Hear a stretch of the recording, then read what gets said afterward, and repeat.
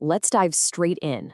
Welcome to this explainer, where we're going to build a dynamic mind map of an online business. We're literally mapping out the core architecture of what it takes to launch and run a successful venture on the internet. We're drawing our foundational blueprint from Greg Holden's Starting an Online Business for Dummies, which came out way back in 2005. And you know what's really fascinating? Even though the internet has evolved so much since the days of 56K dial-up modems to the high-speed broadband we have today, the fundamental business principles Holden lays out remain completely timeless. Whether you're selling digital downloads right now or mailing out physical CDs back then, the actual structure of a successful business doesn't change. To really set the stage, just think about these words from John Moen, a graphic artist turned mapmaker who built a massive online business. He said, "The best of anything hasn't been done yet. Someday, someone is going to invent a better Walmart." What an absolutely fantastic reminder, right? The digital frontier is always wide open. As technology changes, brand new opportunities just pop up to create something that makes people say, "Wow, no way, that's cool."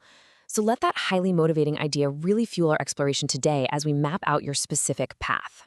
So, picture the very center of our conceptual mind map as your online business. From there, 4 vital branches are going to sprout. First, mapping your business strategy. Second, building your digital storefront. Third, attracting and keeping customers. And fourth, law, taxes, and accounting. Let's transition right into that first major branch, mapping your business strategy.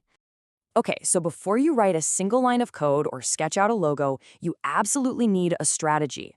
And as we branch off into this, I want to introduce a term the author uses, the entrepreneur. That's an online entrepreneur who uses the internet to start and run a business.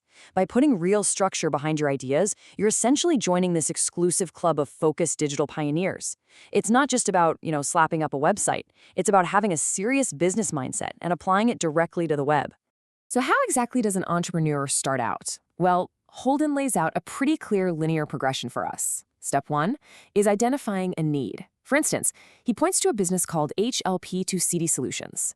They built their entire model on the realization that people desperately wanted their scratchy old vinyl records converted into clean CDs, right? They found a very specific niche need. Once you nail that down, step 2 is determining exactly what you have to offer to fill that gap. Step 3 is drawing up a solid business plan to map out your goals. And finally, step 4 is assembling the equipment, from your computer hardware to the software you're actually going to need to run the shop. Now, you might be wondering, why put all this effort into an online strategy specifically? Well, it all comes down to scale. Think about it. A physical store is completely restricted by its operating hours and whoever happens to walk by locally. But an online store, it is operating 24/7 and reaching a global audience. You are essentially running a business that literally never sleeps. The immense, timeless advantage here is that you can reach the entire world at any given moment. All right, moving on to the second branch of our mind map, building your digital storefront. But hey, before we start grabbing our digital hammers and nails, let's think about this funny cartoon from the book. The designer is saying, "As a website designer, I never thought I'd say this, but I don't think your site has enough bells and whistles." It's a great little palate cleanser, but it's actually a very real warning. It is so incredibly easy to let your site design become completely bloated and overly complicated. Too many flashy graphics or crazy animations are going to seriously slow down your load times. And on the internet, a slow site almost always means a lost customer. And that brings us to a crucial point. You are always racing against the clock. This is the 20-second rule. Your storefront literally must answer 4 critical questions in under a minute. Who are you? What is your mission? What do you offer? And why should the customer choose you over the competition? If you can't answer those instantly, that distracted shopper is just going to click away and move on. So, how do you answer those questions before they bounce? Make your content what the author calls scannable. Because let's be honest, people don't really read web pages, they scan them.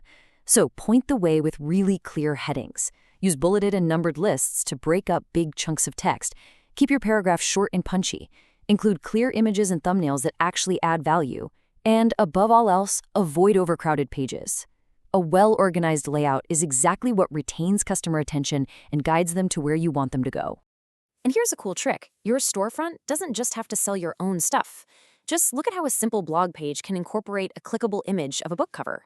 By using an affiliate program, a simple, well-placed image on your site can generate referral fees for you without any complex coding whatsoever. It's an effortless way to kind of multiply your income streams. Let's shift gears to the third branch of our mind map, attracting and keeping customers. Because getting someone to your digital storefront is really only half the battle. The absolute lifeblood of any online venture is the actual people buying the products. So the big question for you is, how do you build trust online? In a physical store, they can see you, they can touch the merchandise. Online, they can't. That means shoppers absolutely require transparency, clear policies, and visible security to feel totally comfortable hitting that buy button. To build that crucial trust, you've got to transform a static web page into an interactive, trustworthy dialogue. Holden outlines 4 essential interaction tools for this. First, a solid frequently asked questions, or FAQ page, to proactively answer things people might be wondering. Second, easy-to-use feedback forms so they can reach you directly. Third, public guestbooks or review sections where happy customers can leave some praise. And fourth, online newsletters to keep your audience engaged and coming back over time. But beyond just basic interaction, there's full-on community. And this is what's really interesting here. Consider a platform like the Australian fishing chat boards. Just by providing a really simple chat space for like-minded hobbyists, they created immense loyalty. People who drop by just to talk about fishing end up staying, trusting the platform, and driving incredible repeat traffic. Which leads us straight to a huge core takeaway from the source material. Friendship sells. It's absolutely true. Studies consistently show that people who spend a lot of time hanging out in community venues, whether that's a discussion board, a chat room, or just poring over user reviews, they end up spending money on that same website. Community building directly impacts your bottom line, period. And the crazy part is, the ways to engage are always expanding. The author throws out these rapid-fire tips in his Part of 10 section that show just how diverse it's become.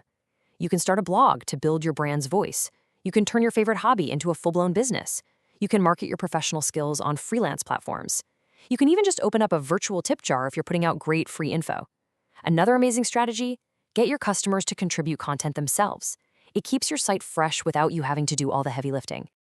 All right, let's move into the final, crucial branch of our mind map, law, taxes, and accounting.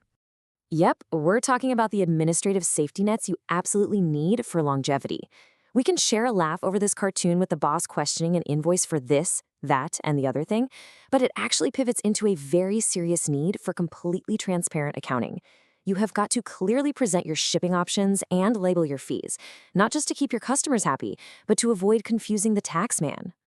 And on the legal side of things, as an entrepreneur, you've got to understand how to navigate content sharing without stepping on anyone's toes. A really key concept here is fair use. This is the legal limitation that lets you use copyrighted work for very specific things like criticism, news reporting, teaching, or research. Understanding exactly what this means helps you avoid accidental copyright infringement. Basically, when in doubt, just get permission or cite your sources. Now, when it comes to keeping the books, there's a quick breakdown of the necessities. For income, you've got to track gross receipts and daily sales records. For deductible expenses, keep an eagle eye on office supplies, shipping, and computer hardware. Seriously, tracking things like computer supplies or home office utilities can actually yield some pretty valuable tax deductions for you. And of course, taxes. You absolutely must track both state sales tax and federal obligations. Accurate bookkeeping here is your absolute best friend. Let's quickly summarize the author's most pressing legal warnings to ensure your business stays completely above board. First, protect your brand by securing your domain names and your trademarks. Second, get all your agreements in writing every single time. Third, be super cautious with any multi-level marketing schemes. Fourth, make sure you don't violate your web host's acceptable use policies. And finally, the big one, do not evade the taxman. Play by the rules and you're setting yourself up for the long haul. Okay, let's bring this all together. If there is literally one thing I want you to take away from this explainer, it's this concept. The internet completely levels the playing field. You do not need some fancy business degree to make this work. A novice with a ton of dedication and a structured plan has just as good a chance at succeeding as someone with an MBA. Your enthusiasm, your strategy, and your willingness to learn are your real keys to online success. So we've mapped out the entire strategy, the digital storefront, attracting customers, and the legal framework. You've got the blueprint right in front of you. So I'm going to leave you with this provocative thought. Now that you have this structured overview, which branch of your online business mind map are you going to build first? Take that first step today. Thanks for hanging out with me on this explainer, and happy building.